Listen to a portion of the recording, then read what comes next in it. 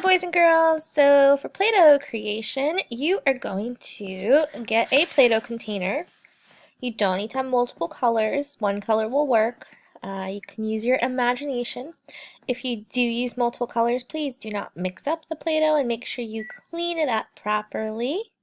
Okay, back to the directions. Number one, you're going to get a Play-Doh container.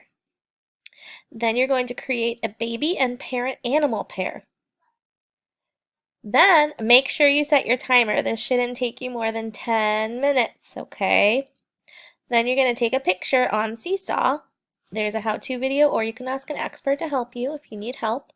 And you're going to record your voice over your picture and tell your teacher how the animal baby are the same, how the animal and the parent are the same, and how they are different. You just need to give me one way that they're the same and then a way that makes them a little bit different. Okay? So get your Play-Doh container, create a baby and a parent animal pair, and then take a picture on Seesaw and record your voice telling me how they are the same and different. Make sure you set your timer for 10 minutes and make sure that you clean up your Play-Doh when you are done. Yes, I'm sorry, you do have to put your Play-Doh animal, baby, and parent back in the container.